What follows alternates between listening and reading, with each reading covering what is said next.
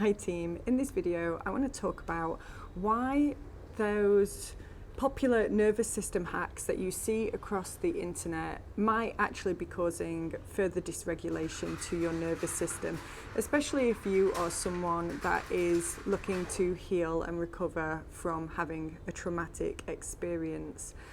And I should know because I have tried so many of those different hacks and exercises and modalities myself. This might include things like ice baths, extreme breathwork techniques, EFT tapping, which I am also a practitioner in, could be plant medicine, somatic shaking, which I also show people how to do on my channel as well, different ecstatic dance exercises or somatic exercises, traditional ceremonies, healing ceremonies, etc. There are so many different things that can impact and help to restore and regulate and heal our nervous system. However, if we do not have a good baseline of regulation in the first place before we begin to explore all of those things that we see many people having profound experiences with, then it can cause further dysregulation, and ultimately it can cause further traumatization if you are someone that is looking to heal and recover from a trauma that you have experienced in your life. Before I go any further, I want to say hi, my name is Donna Louise and I am a somatic practitioner, a functional breathwork coach, a clinical EFT practitioner and a trainee counsellor. I also trained in many of the things that I am talking about today, asking you to be cautious about. And I use these modalities and others to help people to get out of survival mode, to restore their nervous system and to reconnect with themselves. And I am someone that has been on a healing journey. I am someone that has, for well over a decade, traveled the world and explored all different types of well-being practices, all different types of trauma-informed therapies, many of the ones which I've mentioned previously and some which I haven't.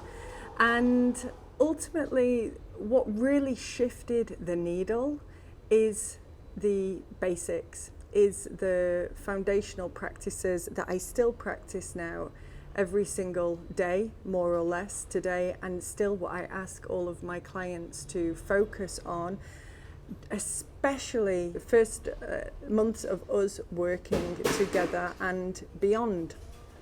Before we get into any of the other stuff, any of the other modalities and practices that people want to experiment and try with, and they are great things to experiment and try with, if you already have that good baseline of regulation. If you don't have a good baseline of regulation to begin with, you have to approach this work very gently. And so I'm going to talk about the 5 things that I would suggest that you focus on before jumping to all the shiny, happy activities or more cathartic looking activities or more unusual looking activities that we see people practicing online. Now, as this is a trauma-informed video, even though I'm not going to be directly talking about trauma, it's a traumatic experience itself, I do want to bring it to your attention that as we are talking about these things, it can bring up activation in our nervous system. If that's you, please remember that you can take a break from watching this video at any time and you can come back to it when you feel like you have the capacity to learn again. If you are somebody that is coming into this healing work already knowing that your nervous system is dysregulated, it can be very tempting to try all of those activities that you might see across social media, you might see on my channel. But even if you're not new to this journey, perhaps that you have been exploring your healing journey for a while, but you realize that you are still stuck and you are not making the progress that you wish that you had, and you see other people online having these cathartic experiences, sharing their stories about how they did this thing and everything shifted and changed for them and they had such wonderful transformation and it healed them. And by all means, exercises, different modalities, they can all contribute. And they are also worth exploring if your nervous system is already in a good regulated state to begin with. Now, this is because we have what's known, what I believe it's Dan Siegel calls the window of tolerance. So the window of tolerance is, if we imagine that we have this window, and in the frame of this window, we are tolerant. We can manage stress, we are social, we feel capable, we are motivated, we are able to engage. However, when we come out of our window of tolerance, if we go up and out of that window of tolerance, we can experience anxiety and we can be living in flight or fight mode. We can feel anxious, we can feel fearful, we can feel panicked, we can feel a variety of extremely unpleasant, activating emotions that often leave us more on the anxious side, with this feeling of needing to get away or to be very defensive and very argumentative, this fight or flight experience.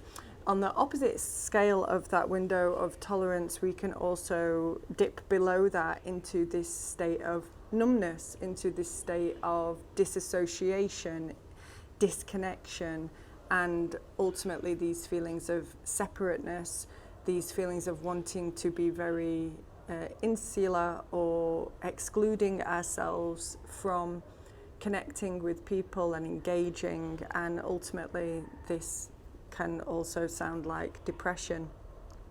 Now, if you are approaching or in your healing journey and you know that you are outside your window of tolerance, exploring all of these different exercises and modalities should be done with extreme caution, and also should maybe not be done for a while until you can feel like you are able to live your life within a window of tolerance most of the time.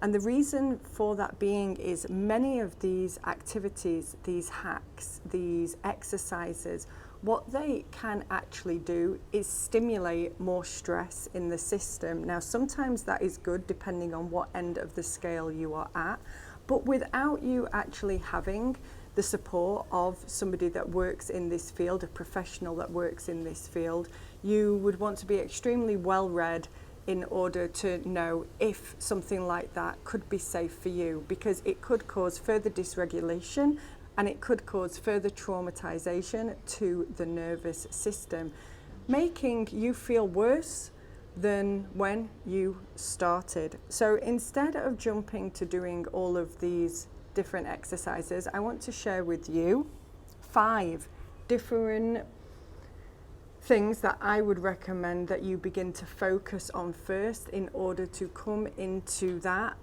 baseline window of tolerance, that baseline nervous system regulation.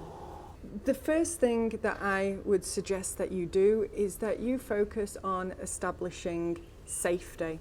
So you focus on doing things like orienting to your space on a daily basis, looking at the space and the environment that you are in and connecting with the here and now. You also doing different grounding practices, helping you to connect to your body in the here and now. And you also exploring what resourcing looks like for you. So understanding what makes you feel safe, what makes you feel good. This can look like foods, sounds, materials, photographs, connecting with certain people, etc. So establishing safety for yourself is one of the things that I would focus on prioritizing on a daily basis. What can you do to support yourself to feel safe in the here and now? If this is new information to you, please go and have a look at my Trauma Informed Foundations playlist, where I explain what resourcing is, what grounding is, what orienting is, etc. The second thing that I suggest that you do is gentle diaphragmatic training with your breath. So many people, when they are living in survival mode and are outside of their window of tolerance, are actually breathing incorrectly. They are breathing into their chest, they are breathing very shallowly, they are also breathing for a short amount of time, so their breath might be fast because their nervous system is in survival mode, and this is how we might breathe when we are in survival mode. But you're not in survival mode anymore, which is why point number one, establishing safety, is really important. Helping your body understand that you are in the here and now and that you are not running from a tiger is what helps us to do that.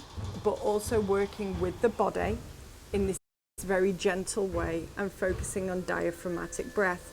Now, a simple way to do diaphragmatic breathing is to, if possible, lay gently on our back and to place books. Some books, doesn't have to be very heavy books, you can place a book or some yoga blocks that are very light onto the lower abdomen.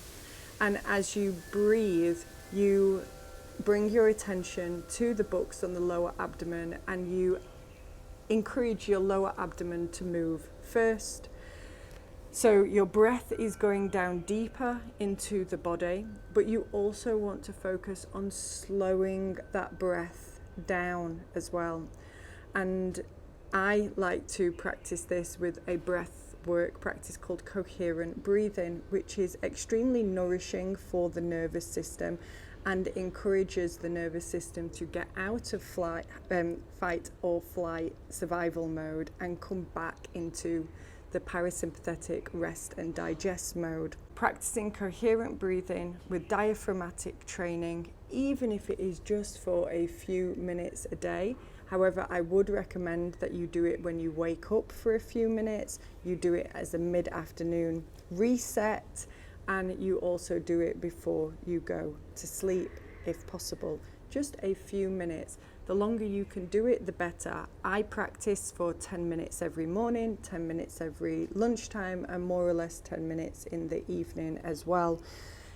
And this has really, really helped me build a better connection with my body and helps me to check in with where my nervous system is throughout the day. The third thing that I would suggest that you do is focus on taking care of your body. And this looks like evaluating what you're putting into your body and seeing if that is nourishing and supportive. So for me and for my clients, I always ask my clients, especially after we've had sessions together, not to eat foods that have too many additives, not to have caffeine, not to have alcohol, and to steer away from artificial sugars. And the reason for this is that creates more stress and more inflammation in the body and in the nervous system. So can you prioritize getting more whole foods into your diet? Can you prioritize drinking more water? And also, as I said, taking better care of your body. It's trauma and nervous system dysregulation creates a disconnect between our mind and our body. So we want to bring the attention back to the body where possible. And this often is can be a very slow journey, and that is okay. But you want to start to try and build that and think to yourself, is this the best thing that I can do for my body right now? Now, this also includes movement. So can you, if possible, go for daily walks? Can you, if you can't do that, or can you also do some daily stretching or any other form of exercise that helps you to move and to connect with your body.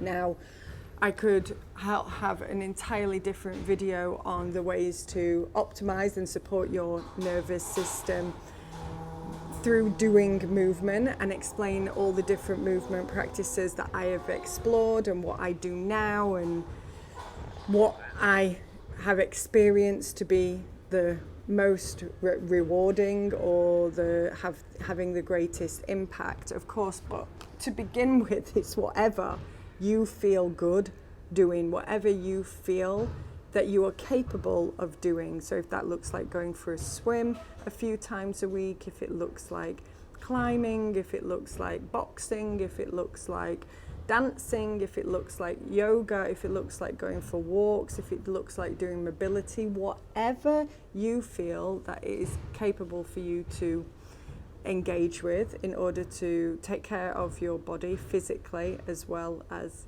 internally with our food and drink, then prioritize that for a little while before doing the ice baths and meditation retreats and all of these types of things. Number 4 on the list of things that I suggest that you prioritize before doing all the hacks is listening to your interoceptive cues. So your interoceptive cues are the cues that come from your body telling you what it is that it would like you to do.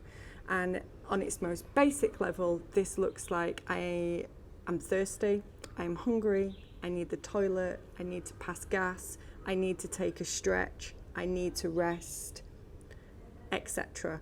Really basic fundamental cues from your body where your body is trying to communicate a need to you.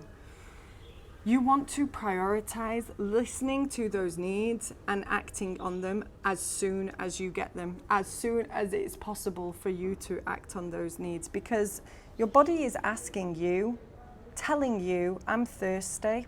And if you are waiting 30 minutes, an hour, a couple of hours before going to get a drink, then you are causing further dysregulation.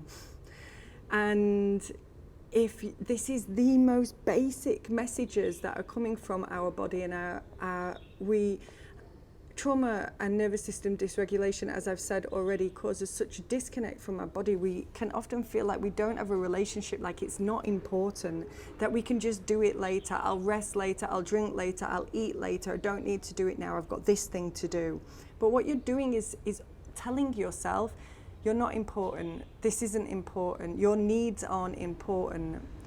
And that kind of communication with that inner communication that we're having with ourselves is also part of the dysregulation and how it was caused in the first place. So you want to begin to build, if you want to build a better relationship with yourself, you need to start listening to your interoceptive cues and acting on them as soon as you have the awareness that you are not. And finally, the 5th thing that I recommend that you do is that you talk to somebody, you talk to a professional, and ideally you would talk to a professional that is integrative, so an integrative practitioner, integrative counselor or therapist, somebody that is trained in understanding the mind and the body connection. And I don't think that you will hear many somatic practitioners such as myself actually really talk about the importance of talking, because what I have noticed within this field is that there's a lot of somatic practitioners will talk about how we just have to connect with the body. But through my experience of doing that over the last few years, what I found was that it's not only just the body for everybody, not only just the body for everybody. We also benefit, most of us also benefit from talking and from verbalizing and vocalizing what it is that we need to say, that often people weren't available for hearing or weren't around for it or didn't care about it. And we need to be able to talk to a professional that is impartial and that can hold space for us to share our experiences and our feelings and our thoughts. Ideally, that person will also be experienced in the somatic work as well, because what I also don't only believe in is that talking alone is enough in many cases to heal. That we need a balance of both of those things. So we want a balance of being able to talk about things and also connect with ourselves and feel what's happening in our body as a result of that. So those are the 5 things that I recommend that you do, focusing on cultivating safety in your environment and in your body, doing gentle diaphragmatic breath work, learning to take care of your body with food and with movement, listening to your body's interoceptive cues, and finally, talking to somebody. If you've stuck it out and watched the whole of this video, I would absolutely love to know what your thoughts or your concerns or your questions are in the comments section. If you think that this video could help someone, please consider sharing it with them and also liking and subscribing to the channel. And if you're interested in working with me, my name is Donna Louise and I am a trauma-trained somatic practitioner, a functional breathwork coach, a clinical EFT practitioner, and also a trainee counsellor. And I help people to get out of survival mode, to restore their nervous system and to reconnect with themselves again. Thank you very much for being here. Until the next time, take good care.